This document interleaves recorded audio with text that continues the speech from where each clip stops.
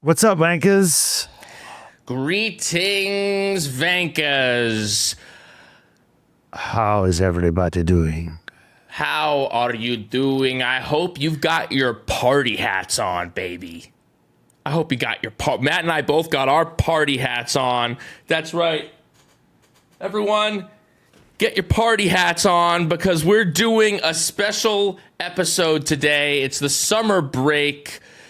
We got some time not talking about what's going on in the grid, so we thought, why not talk about the other side of Formula One, the fun side of Formula One, and the antics of the drivers of Formula One? Because, listen, these days, it's so buttoned up, it's so corporate.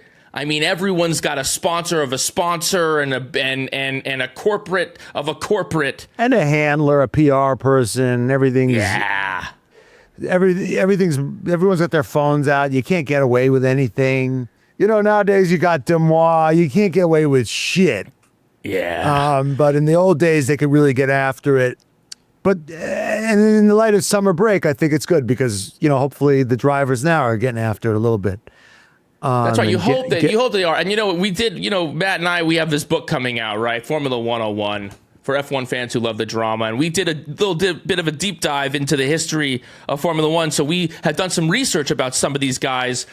But, you know, we wanted to do a little bit more research. Who are the biggest party boys in the history of Formula One? So we are giving you the top 3 Formula One party boys in history. The podium, the high octane, the guys that they write stories about. It was going to be the top 5, but then the episode was about 3 hours long. So we're going to put 5 and 4 on the Patreon. Subscribe now if you want to listen to who was in the 5th and 4th spot. But it's a great episode, and our top 3 are iconic. But if you want even more of this content, head over to patreon.com/trfpod and enjoy that right now.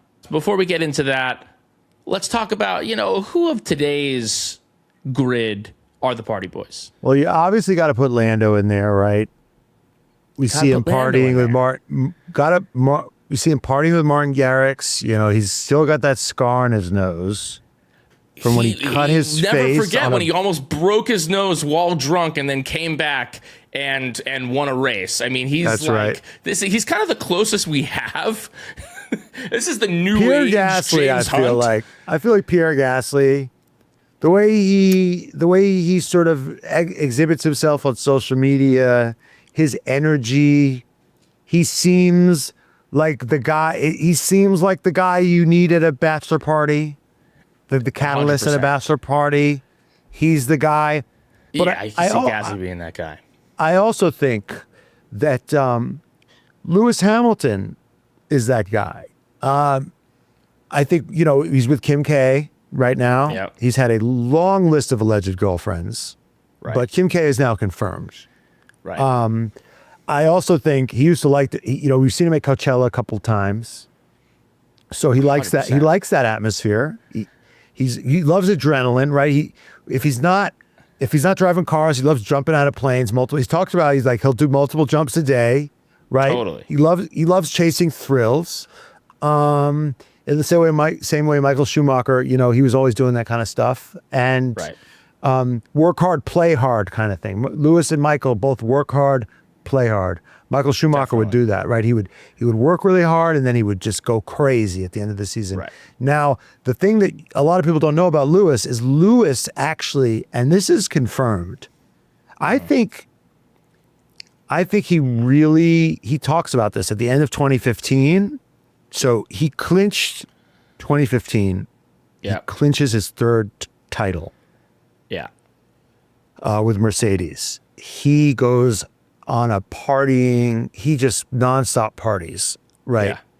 Nico picks up those last 3 wins in a row. Mm-hmm. But it doesn't matter because Lewis clinched and he got 2nd, doesn't matter. Anyway, and he actually, you can look this up, guys. Lewis got into a car crash at 3:30 in the morning in his supercar or something in Monaco. And It wasn't like a drunk driving or anything like that.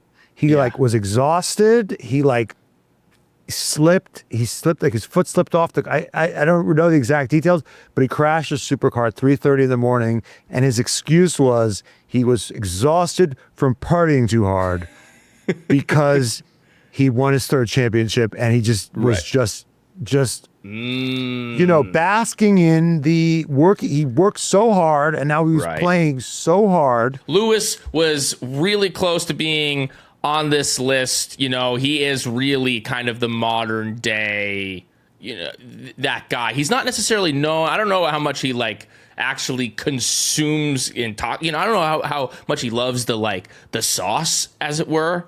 Well, but the guy he famously started a non-alcoholic exactly agave company. But partying is also a state of mind. Being a playboy can also be a state of mind. It's flamboyance as well. Of course. It's being flamboyant. Yeah. Well, before we get it, because we're about to get into this list, like, what would you define? What are the tent poles of being of a party boy to you? Someone who likes to have fun, someone who's a bit flamboyant. Life of the party, charismatic. Yeah. It doesn't mean you have to drink all the time. It doesn't mean you have to have sex all the time. It doesn't. I mean, all these things are part of it. They're under the umbrella, but I think it speaks to a certain state of mind, a certain charisma, a certain laissez-faire attitude, and an ethos. You know, I work to live a little bit. I don't live to work. A certain enjoying the fruits of your labor.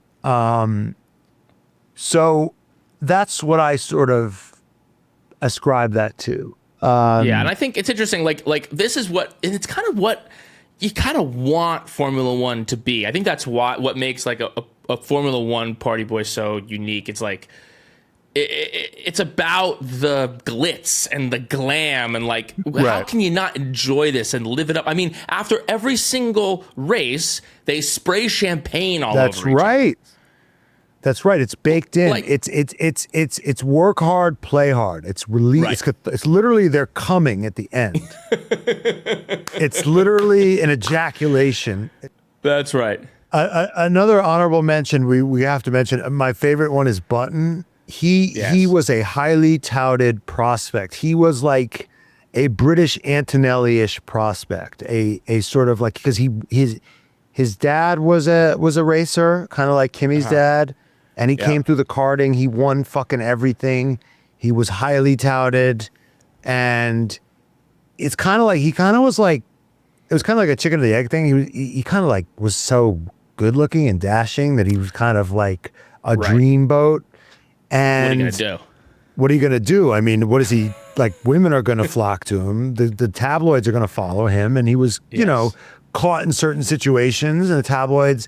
And Flavio, because Flavio was his boss, labeled him a playboy, which is wild coming from Flavio Briatore. Right. He has a kid with Heidi Klum, and who was the other model that he dated? Naomi Campbell, and other supermodels that are like famous but less well known. He's dated, but like just having Naomi Campbell and Heidi Klum on your roster is insane. And Flavio eventually fired Jensen Button, and replaced him with Alonso, which was really controversial at the time, but then paid off. And Jensen eventually established himself as a real. He was originally seen as kind of a disappointment. He didn't live up to the hype, but then he won at Brawn, and then he fought Hamilton pretty close at McLaren, like really close, and he proved himself to be a solid fucking driver. But what does he do? What does he do at the end of to cap off his career? He marries a Playboy bunny. So it's like, he didn't really beat the allegations at the end of the day. He literally married a Playboy bunny. He was a party boy. He was a Playboy, but then he locked it down. And what he said also, this should be noted about Flavio, is that Flavio called him a lazy Playboy. And then I think Button said, no, I'm a very hardworking and industrious Playboy. That's what that was the qualm that he had with it. But listen, there's so many stories about so many guys. Before we get into that, this is, of course, the Red Flags, part of the Vox Media Network. So let's get into our podium for F1 Party Boys. In third place is the one and only Eddie Irvine. Legend, Irish king, Irish legend of Ferrari, and legend of being just a hot guy. So let's get into it. Eddie Irvine was born in Northern Ireland in 1965 to a, well-to-do, working-class-ish family. His father was into motorsport. He was actually a mechanic for his father for, just an amateur motorsport kind of life. But when it was... well-to-do or working-class, Brian? Which one is it? Those are, I think it was like a middle-class family. Poverty-stricken, posh. I believe he's like, it's like a middle class, like a solidly middle class family. I got it. He remortgaged their home to like let him work. Okay. It was like he didn't come from some type of crazy wealth. Rich, so well off for like regular life, poor for motorsport. Right. Got it. He started driving kind of late. Was a mechanic for his father, then proved that he was actually faster than his father. Then they're like, okay, you're gonna be okay. I guess we're all getting behind you. I guess I'm the mechanic now. I guess hey, take a fucking back seat, Dad. He was making his way through the junior ranks, and then he got hooked up with the man, the myth, the legend, Eddie Jordan. So there's Eddie Irvine and Eddie Jordan. Eddie Jordan, also a fellow Irishman. Right. Upstart, king, legend, deserves his own kind of, we did an episode when he died, tragically, not so long ago. And so you can hear all about him there. But Eddie Jordan basically liked Eddie Irvine, liked his whole vibe, fellow Irishman, had a kind of like go for broke attitude and vibe. He was a real charming guy. Puts him into a car, and Eddie Irvine's doing great.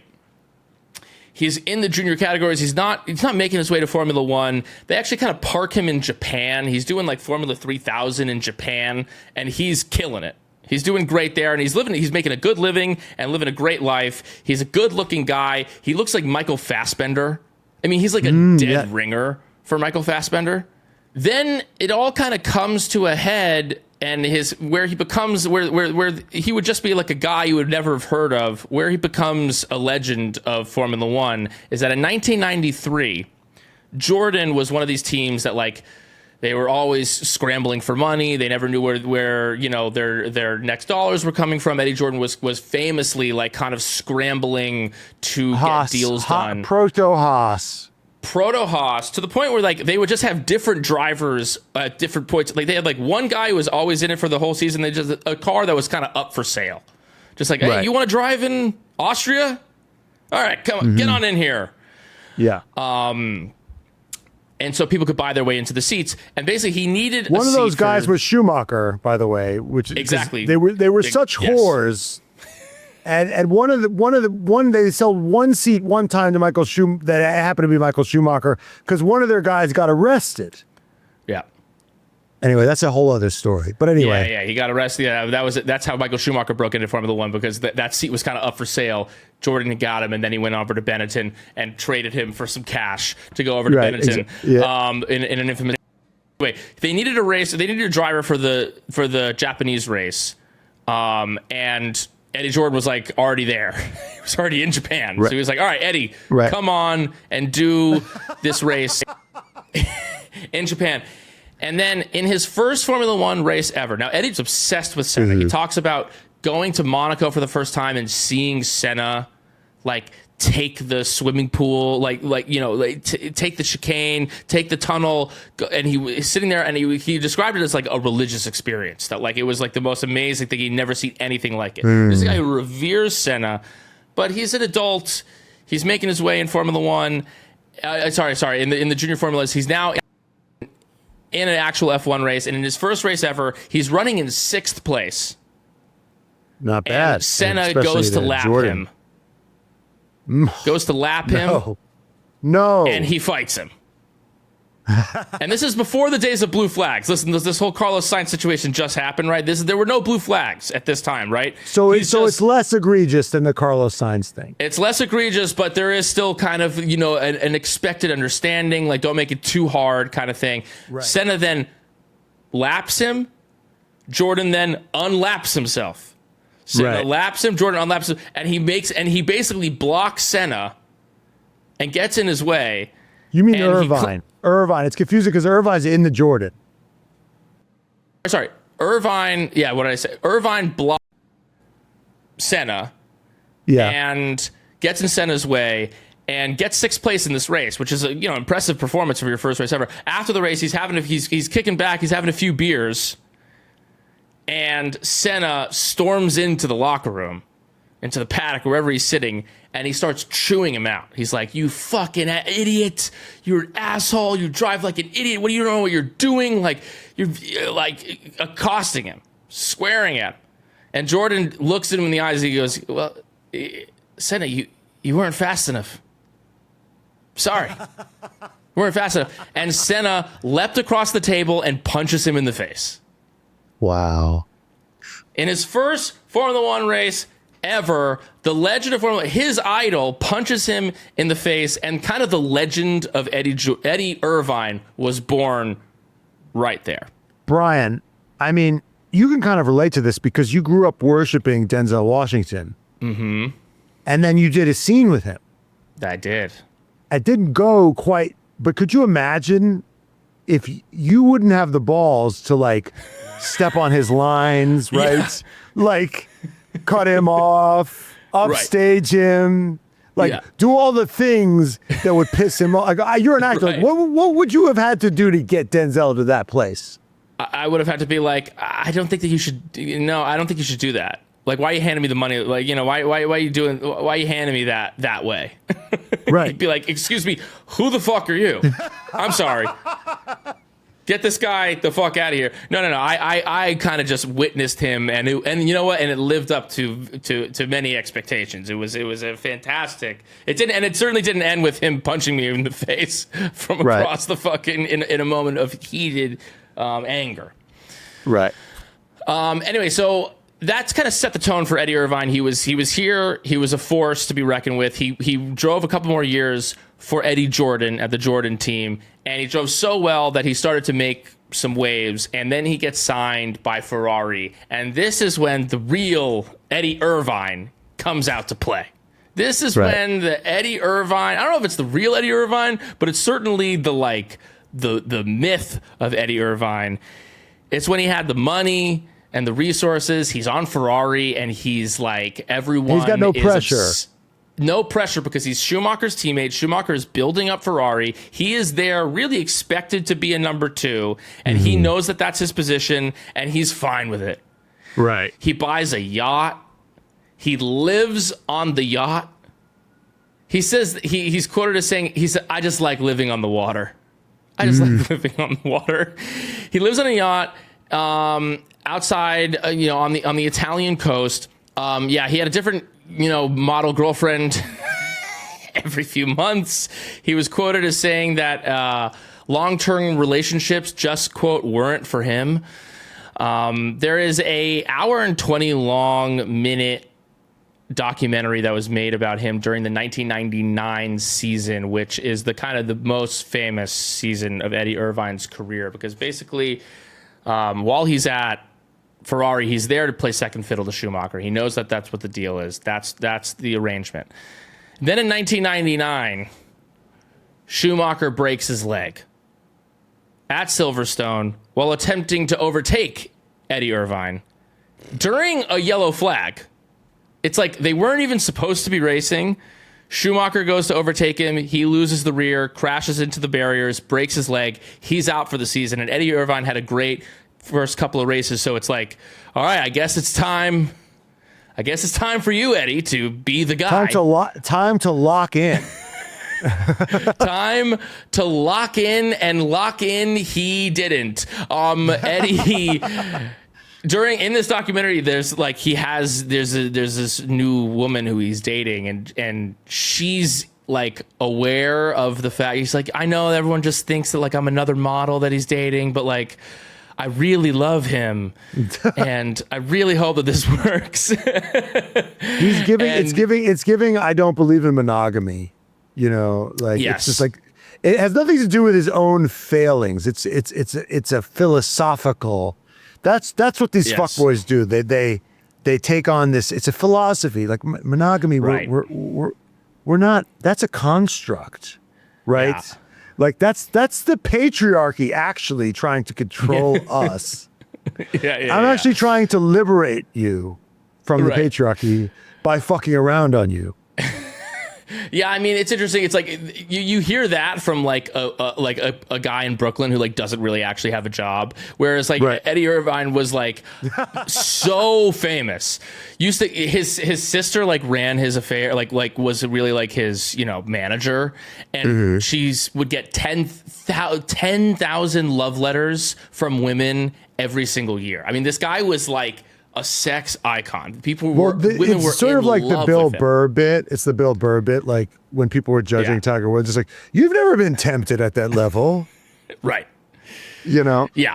I mean, he was like, it was the ultimate like kid in a candy store kind of thing. I mean, he's like this good looking kind of Irish guy who is punchy and fun, likes to fuck around and like, and send it. And then all of a sudden he's the guy. He's making money hand over fist. He's living on a yacht.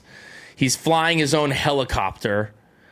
And it would be like if Lando Norris didn't even try. Didn't even go through the motions of trying to win the championship. Yes. Just leaned all the way into the stardom. Yeah, so he during this season, it's an interesting one. They there's a little bit of controversy. What did Ferrari really want him to win that championship? Did they really support him? He kind of in later years suspected that maybe they didn't, because he wasn't Michael, that he didn't have like the full support of the team, and it would be kind of anticlimactic because Michael was working for years to bring them back, and then for the guy to bring it home to be this fucking guy. Yes, would have been really anticlimactic. Who didn't really seem to give a shit. He didn't really like take the fitness and the health thing too seriously. In this documentary, they ask him like, well, we heard that Michael Schumacher like he eats like really well, and he was like, yeah, that's all bullshit. I can see what he eats. He's like, yeah, he works hard, but then like he eats cakes and ice cream and he eats like shit. So like, and he's the best. So if he can eat cakes, then so can I. Fuck you. He had like, it was also like, it was so of that time. It was like, he was, all oak, like the Oakley glasses. Right. It was so like quintessential 90s was his vibe. And he really almost won that championship. He was going up against the McLarens. He was going up against Hakkinen and Coulthard. And Coulthard.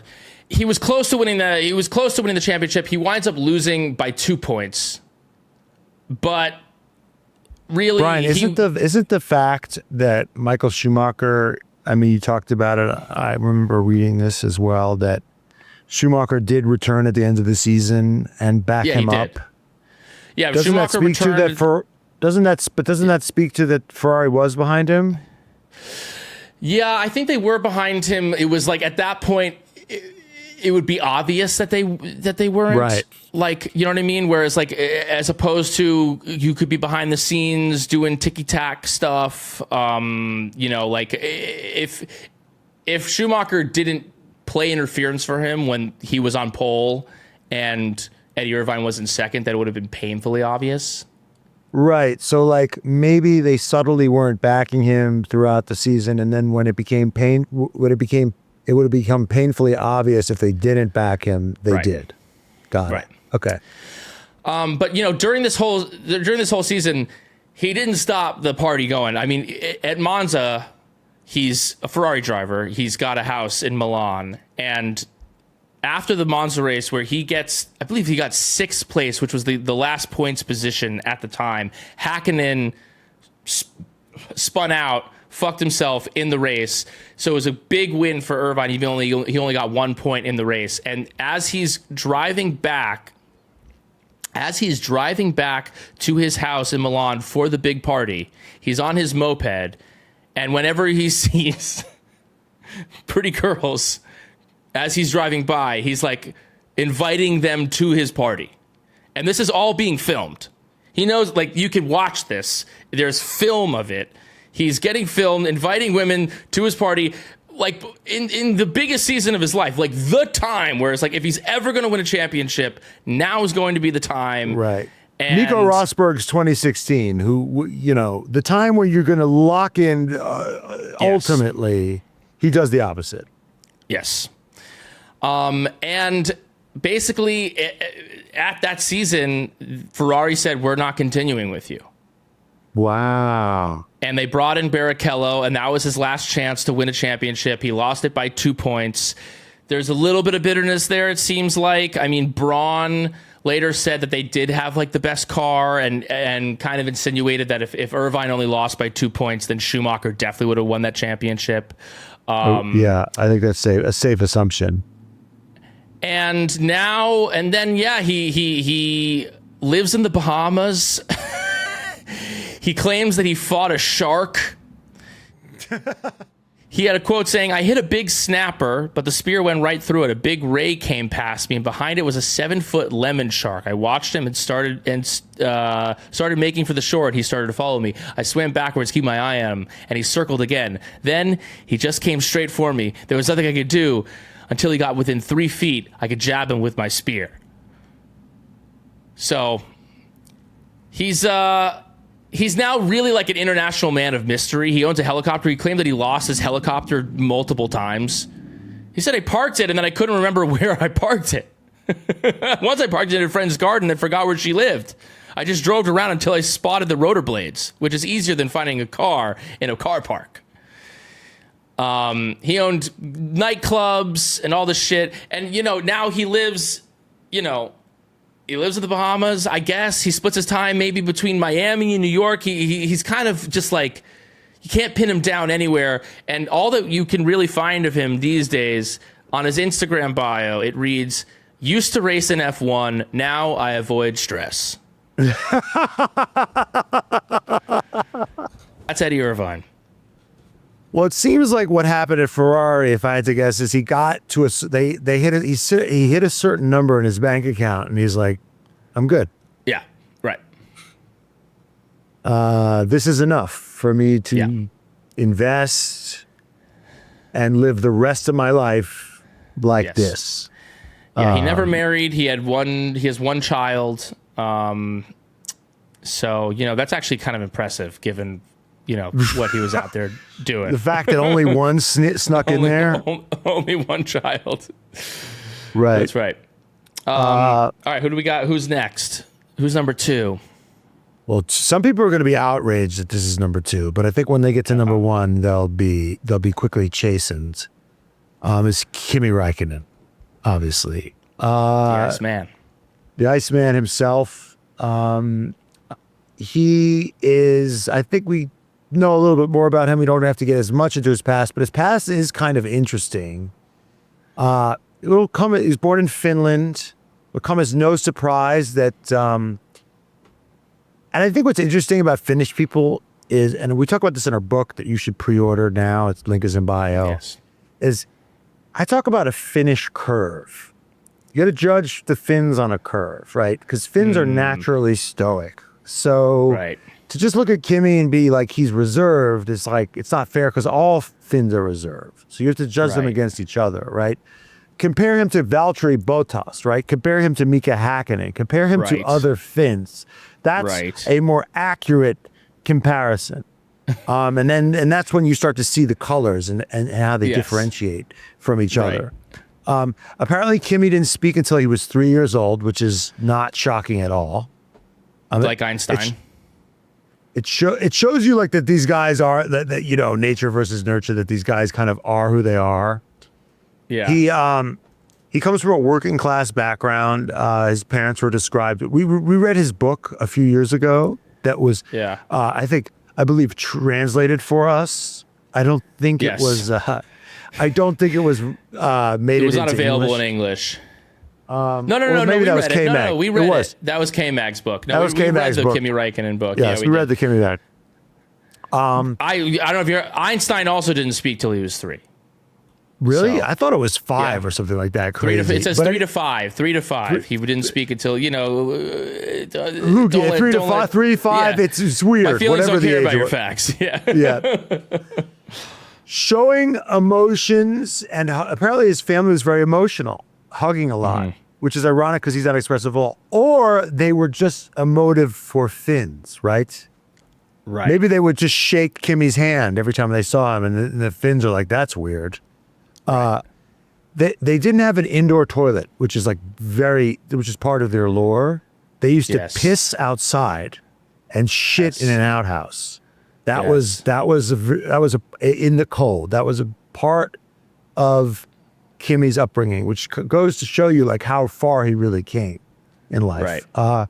He struggled with dyslexia, which I find very interesting. I think a lot of great athletes struggle with dyslexia. Obviously, Kimi Räikkönen, Jackie Stewart could barely read. People don't know this, but Muhammad Ali, there's a great biography about him that came out recently, but I think his name is Jonathan Ike. Jenny, check that. But in the book about Muhammad Ali, the biographer talks about how he spoke to some people that are experts in dyslexia. And they talk about how dyslexia can be a superpower because people who are dyslexic, they often the thing that fucks up their brain with the words actually gives them a different sort of spatial awareness. They see things differently, and while they can't read words as well, they can see things in a more three-dimensional. They can interact with the three-dimensional world in a more dynamic way. So it's why, and he speculates that there's a lot of evidence that there's a lot of great athletes who are dyslexic, and it's maybe why Muhammad Ali was so brilliant as a boxer. Right. Because like, I can read that fucking your next move, bitch. I could read your next move. And someone else who had trouble reading and was dyslexic was Lewis Hamilton. Lewis Hamilton had a really hard time at school. He has a lot of trauma from he spills a lot of ink on his headmaster. I think he names him, like Mr. Preston, said I wouldn't amount to anything, right? That my racing was stupid, right? So, I mean, boxing, racing, they both have a lot to do with like interacting with objects in space. I love it. The book describes him as very lazy growing up, unambitious. He, like Ireland, right? Right. In Ireland, he was the Finnish army. They're right next to Russia. You got it. Yeah. It's like, they have required. There's real threats there. There's real threats, right? You got to join the military. Yeah. But he frequently goes AWOL, and he returns drunk. And what they can't understand is how Kimi can keep getting away, because they have guards, they have dogs, they have all these security measures to keep these fucking guys in the camp. And they keep interrogating him as to how you get through the wire, how you get past the dogs. And his answer is, well, because you guys like train us so well. It's because of your amazing training that I can get through. So thank you. It's because you guys should pat yourselves on the back. So he's a bit of a wise. He should be studied. I mean, it's like a kid who it's like me in high school. It's like I worked so hard to cheat on the test that if I had just put that effort towards studying for the test, I probably would have done fine. But like Brian, also low-key dyslexic. Yeah. Low-key dyslexic. Yep. Low key. I remember I used to study. In sixth grade, we would have to study. We had this thing where we had to draw the world. Yep. Geographical like we had to draw the entire world, and it had to adhere to the longitudinal and latitudinal lines. It was so hard to remember which part of the grid Africa hit, and from the north to the south, and North America, you had to place it all, and then you had to know where every country was. You had to draw every country and its capital. It was such a nightmare, and it was such a struggle. And I remember just like walking in to the library one day, and I just saw Brian just fully sitting in the library with an atlas open. He had his atlas on one side and he had his map on the other, and he was just fucking tracing it. He was like, "Sup, bro?" I was like, "This is unbelievable. This level of this, like, it's brazen. It's so brazen." Anyway. Well, listen, I was like, this is not going to be the thing for me. I'm not a visual learner. I'm an auditory learner. I learn things by listening to them. This is what I know now. So if you needed, like, I could do our daddies, I could just do them. I could do them right now. I don't even have to look at the thing because I just hear it in my head. But yeah, I had to do I thought you were going to say some bullshit. Like, I wasn't this wasn't my path. Like, motherfucker, I wasn't going to be a geographer either. I still had to learn this shit. I wasn't going to study geology or geography or whatever the fuck it was. I'm like water, baby. I'm taking the path of least resistance. But anyway, here's what's crazy about Kimi Räikkönen, right? Yeah. Is he's so lazy. He's so unambitious. He so doesn't care. But there's just so much talent that he actually goes through the ranks really quickly. He gets a test basically for Sauber when he's like 20 years old, and he crushes the test. And he's only like been in single seaters for like a second. Yeah. I think he's in like F3000 or something, or F3, and he gets a test with Peter Sauber, and he crushes the test, and Peter Sauber's like, "I've seen enough," and he signs him. And it creates this uproar, and he's 20, right? And it's older than Kimi Antonelli. He was fast tracked, but but back then that was crazy for then. Right. But unlike Kimi Antonelli, who is low-key a genius, and I remember there was a clip of him in like F2 or something where he knew of all of Ollie's qualifying times. He was like, yes, in Japan you did a 1:12.2 in Q2, and Ollie's like, how? So like Kimi is like a hardworking, really industrious kid. He's very talented and he works hard, and he's very connected. His dad ran a team. It's just all three, kind of like Max Verstappen. Max Verstappen, incredibly talented, incredibly connected, incredibly industrious. The crazy thing about Kimi, he not industrious, not connected. He doesn't work hard, and he had no connections. Yet he just had enough talent, that someone spotted it and moved him through. And he does this test for, it's like a famous test. It's like one of these like legendary NBA workouts, right? That they talk about. And it's like, that's why Giannis got picked 10th, because he had this work, that's why they picked this guy, because of this workout. And then that nobody had ever heard of. Everyone's like, what the fuck? You signed this guy that no one's ever heard of, that's raced in like 23 he raced in like 20 Formula like open wheel races, and he was a complete menace out there. People were calling for him to like not be in Formula One because he was so young and reckless and didn't give a fuck. But he eventually starts to come on. I mean, and he signs for Ferrari, and the stories start coming about this guy, right?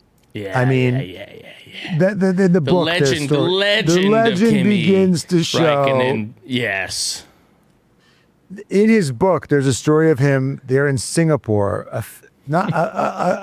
fuck around and find out country, if there ever was one. Yeah. Like, if you're caught in Singapore with drugs, they'll just kill you. There's like a death penalty in Singapore, right? I knew a friend. I went to college with a guy who was like, oh, if you do like vandalism or like you commit a light crime, they'll just cane you. Like, it's just a brutal country where you should not fuck around, because it's in that drug triangle. So they're really vicious about crime there. And he's at the TSA part of littering is illegal, right? He's at the TSA part of the like Singapore, like TSA, where they're already fucking strict, right? He's at the strictest part of the strictest country, and he decides that he wants to know what his bones look like. So he dives. So he dives through the air, the baggage thing. So the baggage scanner, because he wants to see what his bones looks like, but he can't. What's so dumb? It's like there's so many dumb reasons for that, right? Because A, he's gonna get in trouble. Right. B, the premise doesn't make sense because you can't see your bones when you're in there. Only the guy on the other side can see your bones, and you think they're gonna be like, "Hey, buddy, who just committed a crime, who just violated the protocol, here's what your bones look like." Also, he's a professional athlete. There's easier ways to, you've probably broken your bones before. There's probably easier ways. There's something called an x-ray. Anyway, so there's, in 2006, he shows up to his first Ferrari press conference, reeking of booze because he got wasted the night before. So like off to a great start. So in 2006, he goes to cheer on Finland in the Olympics in Torino. Right. Time to let loose. So I'm kind of skipping around. He's at McLaren at this point. Sure. We don't really care about. I don't really give a fuck about his career. He won in 2007. We all know that. I just want to hear about. Yeah, he won in 2007 at Ferrari. Society. Right. So 2006, he goes to cheer on Finland in the Olympics. He's using the McLaren team Mercedes that they're testing, and Kimi doesn't like the central console. Like, he finds it annoying, so he rips the console out of this car that they've given him, like this fancy car, and he returns this Mercedes, this fancy 6-figure car, without, and the car is like in shambles. Okay, and honestly, I know he likes to smoke when he drinks, so there's no way that car isn't reeking of cigarettes. I bet Kimi smelled something foul after a night out. And I bet you, like, there has never been a rental car that's been happy to see him. Right. So he goes to Torino for the finals. So he's there to root on his team's Finland in hockey, right? And Finland loses to Sweden, right? His home team loses to their arch rivals, Sweden. Right. Kimi goes to Finland's locker room to party with them. And they're, of course, upset because they lost in the Olympics. And he said that the vibes in there were he said it was really bad feng shui. So he abandons his national team and he goes to party, and he then proceeds to party the night away with the Swedish team. Wow. And he gets criticized and then of course the Finnish press picks this up and criticizes him. Yeah, of course. And he says, "It's not my problem. Finland didn't win."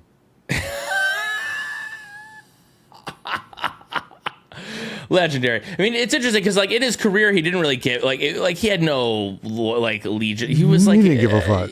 He was a mercenary kind of guy. Kimi's like just like he's his own planet. He's an island. I mean, this is the same guy that everybody knows. It's the legendary story where he wipes out of the Monaco Grand Prix. I don't have the year here, but everyone's seen the clip. He's just like, "Well, I'm done." He literally walks right from the track, and the camera follows him. Like, where is this? Oh, there's this great clip in Eastbound and Down where the guy goes, "Where does he think he's going? It's still first period." You know, like that's 2006. Yeah, he 2006. Just walks, I was gonna say he walks to his yacht, and while the race is going on. I mean, it's Monaco. How interesting could it be? The camera just picks up him partying on his fucking yacht. Did you see actually this year when Max? I don't know if this. I saw a clip of this and I was like, it's what it said it was. Unverified, but on the internet that like Max was on his yacht sim racing after he crashed out, after he was out of the race in Monaco. I mean, it is Kimi adjacent, but it's like, dude, you just wiped out of a race and you do more racing. I mean, it's a bit of a hat on a hat, isn't it? Not quite the same. Not quite the same vibe, dude. You know what it's like? It's like you just finish having sex and then you watch porn. It's like, get help, dude. Right. Get fucking help. Didn't he go on some like 18-day bender? Yeah, that's like coming, dude. I'm getting there. Okay. I'm fucking getting there. Sorry. I'm fucking getting there. It's a building to that. That's the climax of the story. Yeah, I'm like not even covering his career really. It's like, who cares about his career? I mean, we all know his career. You guys know his career. We know his fucking career. Well, what's funny about his career is, here's what's funny about his career is like he starts out at Sauber. He's hot at McLaren. Then Ferrari hires him. They get sick of him. Right. They give him an option. They say like, okay, so they're gonna pay. They're sick of him. They're gonna pay him $20 million.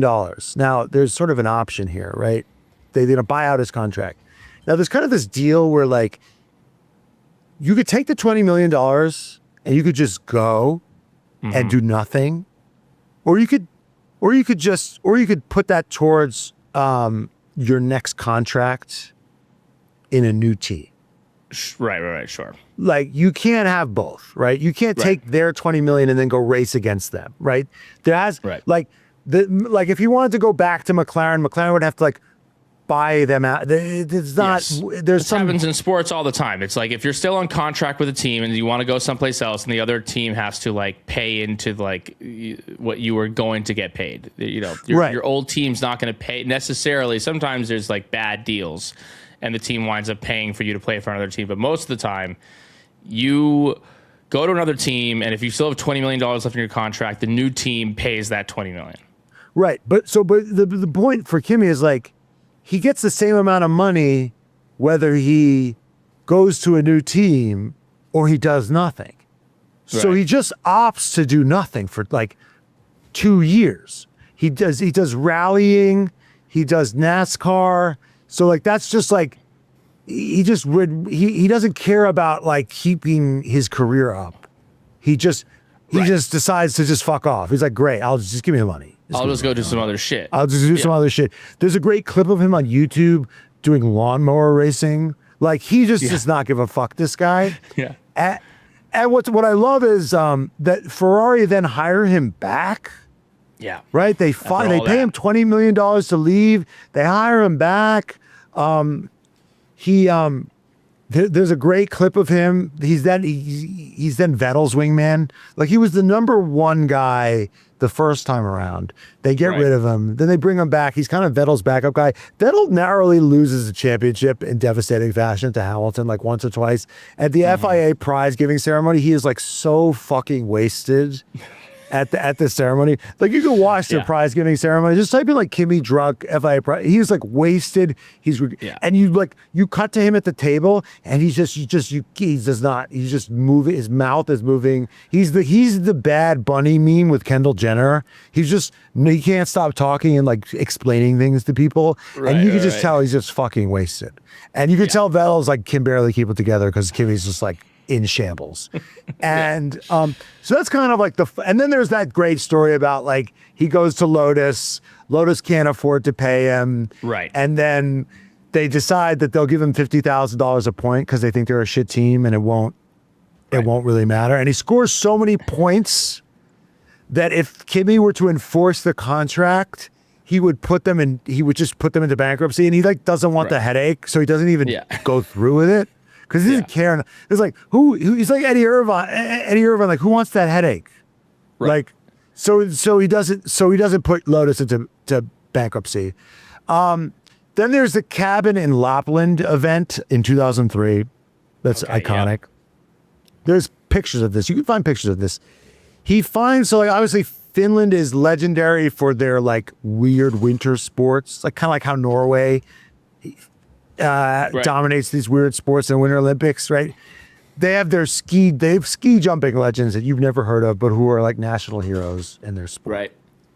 So I guess he was like in a cabin or like a proto Airbnb. He was in this house that didn't belong to him, and like displayed prominently was a in a glass case was a ski jumping suit worn by Olympic medalist Maddie Nicanen. So Kimmy decides to take his clothes off and put the ski jumping suit off, put it on, and then start jumping off of shit like a ski. Now, I don't need to tell you that alcohol is involved in this decision, right? Right. And there are pictures of him. Yeah. There are pictures of him like with the goggles and the helmet and the entire outfit, just like doing the perfect pose, but like jumping off of like the stairs, the couch, and just doing all sorts of shit and like landing in the snow and just being absolutely insane. And basically the next morning, his friends can't find him. They look all over the house. They're like, where's Kimmy? Can't find Kimmy. Can't find Kimmy. Can't find Kimmy. And then finally they open up, I guess they have a drying cupboard, a heated drying cupboard. And they find Kimmy there in the suit asleep. So basically, and the drying cupboard was set to 113 degrees Fahrenheit. And basically, Kimmy wanted to be responsible and dry the suit off. And instead of taking the suit off and just putting it in the dryer, he got in the dryer himself and fell asleep in it. So he could have died. I mean, he's already drunk. He's already dehydrated. Yeah, that's next level. What made him tick? I think. What do you think? I think he was deeply repressed. Yeah. I think he's a deeply repressed guy because I think it was the only way he could be expressive himself. Because I think when he's drunk, he's really like this lovely, fun, life of the party guy. And I don't think maybe it was the Finnish culture, maybe it's the way he was brought up, but it seems like he came from like a loving family relative to the other Finns around him. I think that's what it was. I think, or maybe he's just like a bit, or he's kind of like a bit ADHD or like a bit autistic in the sense that like, there's this great clip of him. You can YouTube this, like he's meeting Nicole Kidman and like, you see like drivers when they meet the celebrities in the paddock, they like at least go through the motions of like meeting the celebrities, and he just doesn't care. Like you see, like she goes, "Hi, nice to meet you." He's like, "Yeah, whatever," and he just like is so rude to Nicole Kidman because he can't even pretend to care about things. It's like a bit of like. I mean, I have a little bit of this, right? I have ADHD, and it's like if somebody talks to me about something that I don't like, I think it's why I think a lot of drivers are this way, right? They need hyper stimulation. Right. They need to be hyper stimulated. Anything that's like low stimulation, it just doesn't. It's just so unbearable for them. And I think it's why, like, you look at Lewis Hamilton, right? Lewis Hamilton is always like jets. It's why a lot of these guys, they're always jet skiing. They're always golfing. They're always jumping out of planes. They're always like biking, right? They're always trying to have career-ending injuries, right? Because they need maximum stimulation all the time. And I think drinking and partying is a way for him to like be stimulated because when he's not on track. Hyperstimulation. I think there was a high bar for him to have to clear to feel fucking anything. Well, speaking of, let's get to this 16-day bender. So basically, after the Bahrain GP, David Coulthard, next time we have him on, we got to ask about this. Asked if they're if Kimmy's going to the Prince of Bahrain's party. Now, it's important to know that the Bahraini royalty have like a interest in McLaren. They basically own it. So they go. The prince is a huge fan of Kimmy, and while Kimmy's there, he's pushed into the pool. Of course, he's got his phone on him, so his phone is ruined, right? The prince is outraged. He asks who pushed Kimmy into the pool. They find out it was the prince's son. So the prince prince is so outraged, he banishes his own son from the party. And then to make it right. Now, was Kimi Räikkönen just standing there, and the prince's son just came out of nowhere and pushed him into the pool, or do you think Kimi Räikkönen was, asking maybe for it, antagonizing? Right. I just found he just randomly pushed me into the pool, or do you think Kimi was maybe involved somewhat, giving him shit, egging him on? Yeah. That the prince was just that the prince's son was just sort of took it upon himself to shove this F1 driver to the pool. I think you're probably right. He was probably asking for it. And then the prince, to make it up to Kimi, to make it right, jumps in the pool himself to connect. This is very party logic. This is party like there's actually something kind of elemental about it, It's like, well, it's also kind of MBS behavior. When like, I was I'm one of the boys too. Well, when I was a kid, I poured water on our friend Steven's head when we were like kids, like kindergarten maybe, and like I just thought it would be like funny to do. I was like, you're just a kid, you have no impulse control, you just kind of like derp, and then like I saw that he was upset. Like, I got him really wet. I didn't realize how much water was in the thing. And I was like, oh, no. And he was like, started crying. And I was like, no. Pour water on my head. Pour water on my head. Like, that was like the immediate, this is the solve, right? Eye for an eye. But sometimes eye for an eye doesn't make the whole world blind. Sometimes it's like, you get wet, I get wet. So the Bahrain guy jumps in the pool. Does it work? Well, it keeps the vibes high. The Bahraini prince wants Kimi to keep partying. Kimmy's like, I got a flight. I got to get on a plane. And he goes, don't worry about it. You could use my plane. I'll fly you wherever you need to go. We could just keep party. So keep party. Kimi hurts his ankle, obviously drunk. He's with Lotus at the time. And so Kimi can't tell Lotus how this happened, right? You can't tell Lotus you hurt yourself drinking. Right? So he gets a doctor to handle it at a private clinic, and he gets a doctor to make up a story that he heard it doing something like training or whatever. Lotus buys it. And then this is also the best part, right? Not only does Lotus buy it, but he now doesn't have to test the car that week. So he gets more time to drink. Beautiful. So he can party more. So he keeps drinking and he can't walk. So his friends are pushing him around at this point in a luggage cart. And after 16 days of this, he shows up to the Barcelona GP of drinking, and he comes in third place. So, and at the press conference, he says, a happy Mother's Day to all the mothers. That sums him up right there.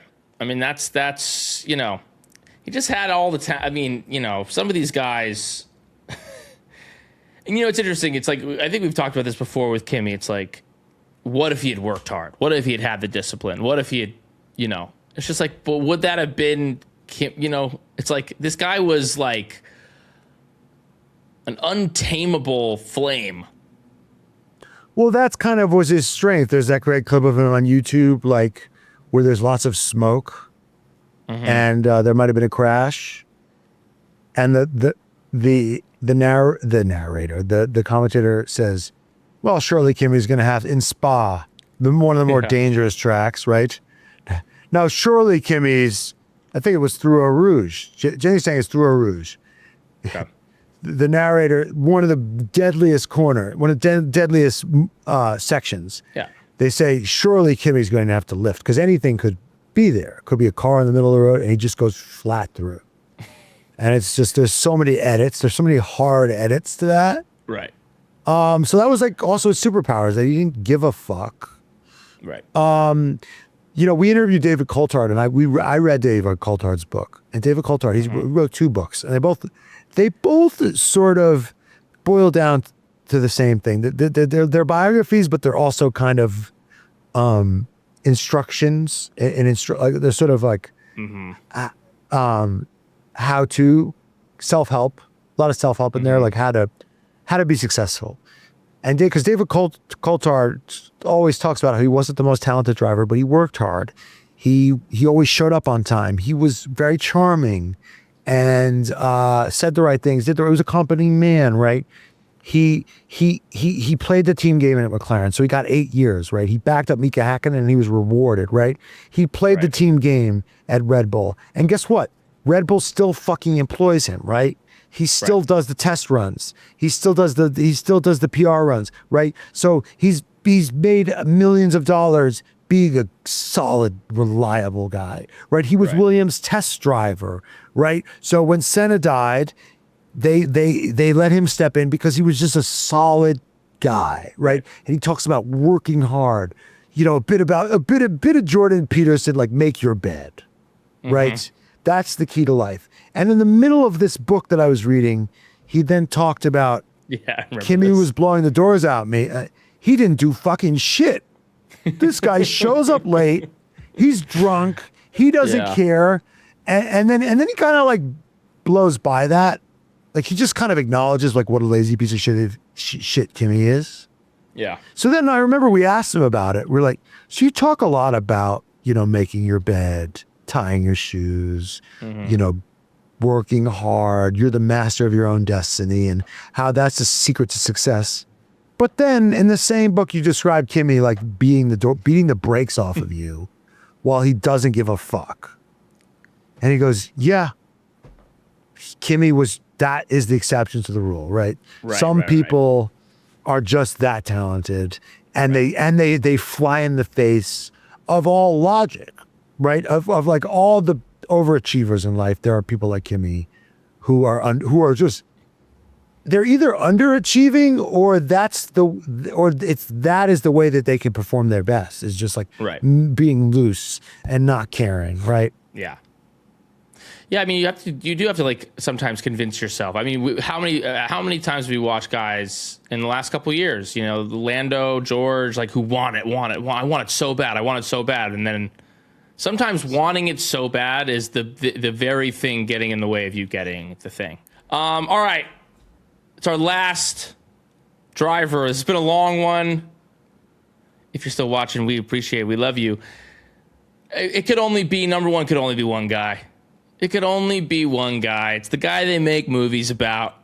It's a guy with more lore than anyone in this game and anyone in this world. It is one James Hunt. The man, the myth, the legend. Let's get into it. Hunt was born in Sutton, England in 1947. His dad was a stockbroker. Wanted James to be a respectable, good man of society, maybe even a doctor. But James had other things in mind. Namely, he became a master of anatomy, all right. Good thing he was a tall drink of water. He was tall, fit, long blonde hair, played tennis, squash, was a great athlete by all metrics. But he also came of age in the 60s when things were fun and times were loose. Birth control, baby. Birth control, baby. It's all for fun and it's all for play. But James had a fire in him that needed to go somewhere, and it couldn't only go to the ladies. And he found a home for that fire when he went to Silverstone when he was 18 years old to see his friend race in a race that was happening there, and he was immediately hooked. He said, "This is it." He was not a car guy. A lot of these guys, they're car guys, right? We talked about that. Their families, they're kind of in this game. There's other people in the family that do it. That's how they get into it. Not James Hunt. James Hunt just like saw cars going fast and said, "This for me. Yes, me likey, me likey, me likey." So he just went to a Grand Prix and was like, "Oh," because he was like, how do I like fuck? How do I turn like fucking and fighting and being an asshole into like a career and being aggressive into a career? And then he realized that this was his way of doing it. Right. I think it was. I don't even think he went to a Grand Prix. I think he went to some like dipshit race. I think he went to some like, it wasn't even like F1. It was just like, you know, some race at Silverstone. His friend was competing it, and he was like, "This is it. This is for me." His girlfriend at the time said like he had a look in his eye that I'd never seen him have before. So it was on. He scraped together whatever he could, got loans from his family. His family was not happy about what was happening. This was not part of their plan. And he gets his way into F3. Formula Ford, the junior categories, and he's making a name for himself in a couple of ways. He's making a name for himself because he's fast, but he's also making a name for himself because he crashes a lot. And he gets the nickname Hunt the Shunt because he was crashing so much. He came in, you know, he got a little bit of a late start to this thing. He didn't start racing until he was in his 20s. And he said, I got to make up for lost time, and was just crashing in to everyone. But he was still making it. I mean, people were still interested in him. He still had raw speed and raw talent. Right. But he was out of a job. He wasn't one of these top guys. People weren't, you know, he was too much of a liability. People weren't lining up to give him a shot in the big leagues until he met one Lord Alexander Hesketh, who was an aristocrat, came from a very wealthy British family. And Alexander Hesketh, you know, had his fortune, and he said, what's my next endeavor? And I think he looked at motor racing, and he said, you know what, I think it's going to be this. It's going to be motorsport. And he found his perfect guy. More Nepo babies need to do this. You know what I mean? This is what your wealth is for. This is what your wealth is for, squandering it on something stupid for our entertainment. Like that people will be talking about because you guys were legends, decades later. Right. It's like now every rich fucking person, they want to spend their fortune on like launching their fucking kid and making them a fucking celebrity. No, you need to squander your fortune, squander it. You can't take it with you. You can't take it with you. You can't take it with you. You need to squander it and make a new legend. Yes. Lord, so I read about Hexeth. He was like, I'm going to build a team. It's not like Lawrence Stroll, right? Where we're going to be the Yankees. He was like, I'm going to build a team, but we're going to be like fucking fun. He had a piano bar, like he had a piano in the garage. Yes. Right? And they sang show tunes. They were like the whole thing was kind of like a joke. Like they started a team like as a bit. Like it was the original. I said as I was doing this research, I was like, this was like Hexeth was and Hexeth Racing was kind of like the original meme stock. Or like your drama, or like you, the drama kids joining the rec league, the intramural basketball league, and playing against frat guys. Right, and like wearing tutus. Right. It's like we're wearing, you know, like we're wearing tutus to play the football. Frat guys. Right. Yeah. And so, yeah, Lord Hexeth, he described making a mockery of the thing. Yes, they were totally there as like jackass punk, like fuck this. Won't this be a laugh if we like just buy our way into, because they're in the junior categories, but then he's like, you know what? It's actually not that much more expensive to join F1 than it is to race in these junior categories. Because at the time, the barrier to entry wasn't insane like it is now. And so there's like, let's just go to F1. So all of a sudden, off the back of Hexeth's money and Hunt's talent, I want more rich people to squander their money like this for my entertainment. They're so selfish. So They're so fucking selfish. He described Formula One as a flat bottle of champagne in need of a good shake. That's what he said. I mean, honestly, Lord Hexeth is kind of like inextricably tied to him. 100%. Yeah. No, he is 100% the reason. No one would know who fucking James Hunt is had Lord Hexeth not been like, you're going to be my horse. You will be my guy. And I mean, yes. you know, and there was a match made in heaven in the beginning. It was like Hunt was there for the party. You know, they would pop champagne no matter what place they got in whatever race. Like after every race, they were popping champagne in the paddock and in the garage. They were just like, "Woo, we did it!" You know, there's a great quote from Wolf of Wall Street where like after he does the pump and dump with Spike Jonze and he makes his first fucking sale in the boiler room in the sweatshop that he's working in. He says, you know, screw them. You know, I deserved their money. I knew how to spend it better than they did. And you see his like Ferrari, like all the cool shit that he's doing.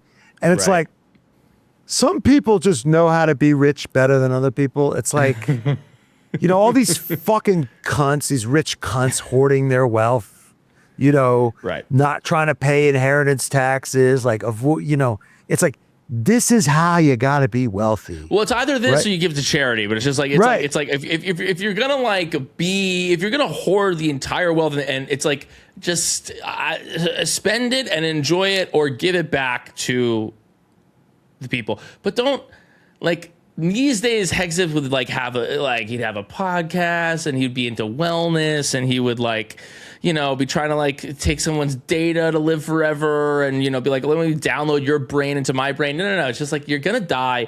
Get over it. You might as well enjoy yourself in the meantime. A fun thing about like, so they didn't take any sponsors. It was just the white car with the white, you know, the British colors. Ricky Bobby style, me. Just no sponsors. And they could have taken sponsors. Like, because Hunt started driving shockingly well for them. Right. He like was getting, you know, points places. He got a few podiums. Like all of a sudden, out of nowhere. I mean, they got some engineer. I forget his name. They were able to like kind of poach some engineer because they had no idea what they were doing. They just hired people and they got some guy to come on. And later when they said like, why did you take that job? And he was like, I don't know. They got me really drunk. And then I agreed to it. So they like got some guy wasted who was kind of the brains behind the operation. But Hunt starts doing well. He starts getting podiums. He starts being seriously impressive. And people wanted to invest. People wanted to, you know, be on their car. But Hexeth said no. The only thing they had on their car was a teddy bear on the front wing.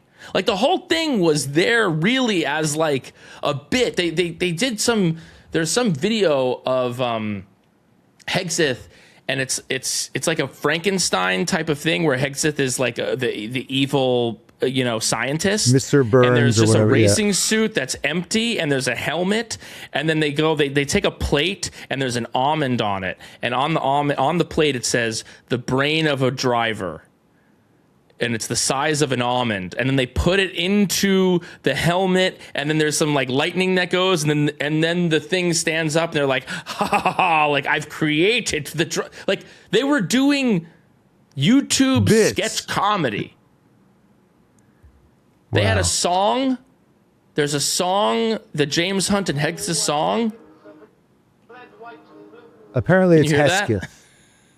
Hesketh. It's the red, white, and blue Hunt the Shunt. Oh my God, we've been calling him Hegseth, like Pete Hegseth. Oh my God, Hesketh. We've been calling him Pete Hegseth. Our deepest apologies. We apologize. Two guys couldn't be any less alike. The opposite of Hesketh Racing. Anyway. Hunt, oh my God. through this whole thing is starting to do well. Apparently they did have one sponsor, and it was Penthouse. There we go. They had one sponsor. It's like, okay, we'll take your money. Yeah. Anyway, he's impressing. People are like, okay, well, this team's a joke, and these guys are crazy, but like this James Hunt guy, we can't ignore him anymore. These finishes are too impressive. He finishes a race, he beats out Lauda, and everyone's like, okay, this James Hunt guy is the real deal. So McLaren comes a knockin', and McLaren wants to hire Hunt. Hunt agrees, and now all of a sudden Hunt is the crazy Hunt, who's everyone's in love with and is the famous party boy, is now at like a real corporate team. They want him to they want it in his contract that he has to wear a suit. He says, I'm not doing that. He says, I'm not signing that piece of the contract. He shows up often barefoot. Bit of a hippie. He's the hippie. He wore when he was at Hesketh, deepest apologies, he infamously had a patch on his coveralls that said "Sex Breakfast of Champions." The whole thing was a bit. The whole thing was just like he was there to give 2 middle fingers to the establishment. That's a bit, I gotta say, Sex Breakfast of Champions. Now we're kind of veering into 8th grade territory. Like 100%. Like when you picked your number for your little league team and some kid got 69 and you're like, oh, why didn't I think of that? You know? Well, we will get to that number later in here because that comes into play. I mean, oh, really? Oh, really? Sure. He was. No, it's just. It's not even what you think. It's just that the gods made, even the gods had to laugh with regards to something within James Hunt's world. Okay, so things really come to a head obviously in the 1976 season. This is the season that they made Rush about. This is the season against Lauda. We're all kind of aware of it, right? Yes. Hunt has a good start of the season, but Lauda has a better start. Lauda gets in the crash. He gets all the burns in his body. He misses a bunch of races. During that time, Hunt really starts to put in work, starts winning, starts chipping away at Lauda's lead. Lauda comes back, and it's going into the final race in Japan. The final race in Japan, and Hunt gets there early. He flies to Japan. He's like, I'm going to be there for 2 weeks to get right before the biggest race of my entire life, the biggest race of my career, the thing that I've always wanted, to be a world champion. That was his number one goal. It's not so much like there's a little bit of the Kimmy in there, but he was really driven. He wanted it to win. He really that was his life's purpose as he saw it, was to win a championship, to win a driver's championship. And this was his chance to do it. But he was in Japan and he was staying at a hotel that was a very popular stop for the stewardesses and the people that work in the airline industry when they would fly into Japan, and they would stay at this hotel. And, like a, what is it in the hen house? It's like a fox in the hen house, wolf in the hen house. Fox in the hen house. Legend has it that he slept with 30 plus airline stewardesses during the 2 weeks leading up to the biggest race of his career, went on a 2-week bender and slept with anywhere from 33 to 35, maybe more stewardesses before the biggest race of his, this is the most shocking piece of any James Hunt. Because it's like, listen, if you're on the Hesketh team and it doesn't really matter, and you're there with this guy who's crazy like you and is throwing parties, and it's all a laugh, it's all a party, it's all this, that, and the other, that's one thing. But then, like, in the lead up to the biggest moment of your entire life, this is what he's doing. And for Ron Howard to leave this out just seems like yes. Did he? Hey, at least, hey, Ron, at least shoot it. Yeah. At least shoot it so you have it for the director's cut. I mean, my God.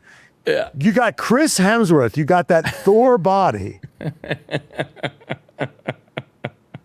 Yeah, what apparently he had a girlfriend at the time. Apparently he also had a girlfriend at the time. I mean, he was a woman. I mean, he got married early, kind of relatively early, and he apparently he said to someone on his wedding day, he was like, I shouldn't have done this. This is not the right thing for me to do. But anyway, he does that. The race goes how it goes. It's raining like crazy. They're thinking about canceling the race. Lauda turns in after, I think, 1 lap, and then Hunt is in the lead of the race. He only needs third to win the championship. He holds on to third because the rain calms down. He's on the wet tires. They go to slicks, but he holds on. He wins the championship, and his life goal is complete. But that's kind of... Yeah. Yeah. I mean, you see this. There's kind of like a few different types of champions, and I think we talk about it in the book. It's it's kind of comets. I mean, Teddy Atlas talks about this in boxing. Mm-hmm. There's like comets and there's planets, right? Comets are very bright, but they burn out. And the planets are big and they just last. And he was a comet. Yes. Mike Tyson was a comet, right? Yes. Burn fast and bright. And they just don't have the staying power. And you see this in a lot of champions. They like Nico Rosberg, right? Kiki Rosberg, another example. Like right. they focus it all for one like falcon punch, and then it's over, and they can never get it back. And I think he's a great example of like a guy who could be good enough for one season, but he just didn't have the drive, focus, energy, consistency to string it together for more than one season. Right. Yeah, and he was good like up in the lead up to it. You know, it's like he showed these flashes of brilliance all when he was pursuing the one thing, pursuit of the one thing. Then he got the one thing, and it was kind of like the dog that catches the fire truck and is like, right. Well, what do I do now? And he really didn't really know what he was going to do. Like he had achieved the life goal. It had happened. And he really lost his motivation. Then 2 years later, his good friend Ronnie Peterson crashes at Monza. Hunt pulls him out of the car. They think he's going to be okay. That was also like, you know, that was a whole fuck up. They didn't let everyone get settled and stop at the starting block. They just kind of like basically did a pseudo rolling start, which wasn't supposed to happen. He blamed Riccardo Patrese. It really fucked him up. He pulled him out of the car. They thought Peterson was going to be okay, but he died of complications later that day. Yeah, he was alive. They just mismanaged his leg. He had an embolism, I think, and he died. And yeah, he had badly broken legs, and they thought he was going to be okay, but then he wound up dying, and that really screwed him up. And then it kind of got sad there for a while. You know, he was a commentator for the BBC. He has a few legendary calls, but you know, he was still drinking a lot. Apparently, during his first his first commentating debut, he drank 2 bottles of rosé. Was like got wasted. And he would just get drunk and like hate on the drivers. They were all bums. They all sucked. Yes, yeah. He was not selling the sport well. He lost a bunch of his money to poor investments. There was some like kind of CCTV thing of he was trying to get into this club or a casino or something, and he was not wearing the right shoes. He was maybe wearing like flip-flops or jeans or something like that, and he gets into a fight. He smacks the bouncer in the face. He was really like in a bad way. But then it seemed like he was going to turn everything around. He met this woman who was a waitress, fell in love with her. She was also a painter and an artist. This woman, Helen Dyson. And he said, I'm going to give up drinking. I'm going to give up womanizing. Like, you're the love of my life. And his friends were kind of like, wow, I've actually never seen him in love before. Like he's been in lust many times, as they love to say on this season of Love Island. That's lustful. You know, he was like a lustful guy. Infatuation. But this was like, you know, I think he was seeing that, you know, the chickens come home to roost with this shit. Like you pay the price. And he was really, it seemed like ready to give the whole thing up. He proposed to her over the phone. And then the next night died of a heart attack. Commitment is scary, is all I'll say. Commitment is scary. I know. For me, the wedding was intense for me. Uh-huh. But I wasn't stressed going into it. The wedding kind of caught me by surprise. But for me, like I was very stressed about the proposal. Right. I could see how you having a weak heart, if you had a weak heart, the proposal process is crazy. Yeah. I mean, despite all of his money troubles and what he was going through, he did set aside £5,000 in his will so that his loved ones could party at his wake. And it was also stated that in the invitation to his funeral, it said, "It's James, wish that you get pissed." So despite everything, he kind of maybe knew, he saw the writing on the wall. He was only in his I think he was 46 when he died. He was a young guy.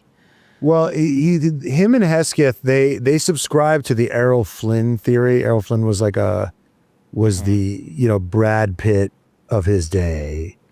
He was Robin Hood. He was a swashbuckling kind of guy. He said something to the effect of like anybody who dies with more than $10,000 to their name is an utter failure. And these guys lived that. I mean, Errol Flynn died, biggest movie star of his generation. Yeah. Died pretty penniless. And these guys kind of did the same because you can't take it with you. Yeah, you can't take it with you. I mean, it's a fascinating, that one's an especially fascinating story. Just like the Hesketh of it all. He was really we meet all these trust fund kids that are like so stressed about the money they have. Yeah. Like their parents or their grandparents, they leave them money and they're like, what do I do? Oh God. Like, no, but. And I go, you think like your dead grandparents are like, what do you think the people who left you the money want you to do? Like they didn't leave you this money so you could feel like guilty about it, feel like they want you to enjoy it. Right. Not even if they couldn't enjoy it, which is even often if they the couldn't. case. Right. Like they don't want you to feel like trauma around it.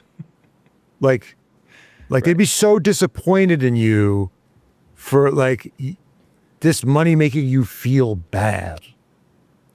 Like you having a complex about the money. Just fucking spend the money and shut up. Nobody wants to hear about your stress about all your fucking money. Just start a race team. Fun fact about James Hunt. Before he was a race car driver, even though he was like this big athletic crazy guy, he got into breeding budgerigars, but these little birds, budgerigars, these little tiny birds. He got obsessed with training them to compete. And this was before he became, a race car driver. He was obsessed with them. And then later in life, before he died, he got back into it.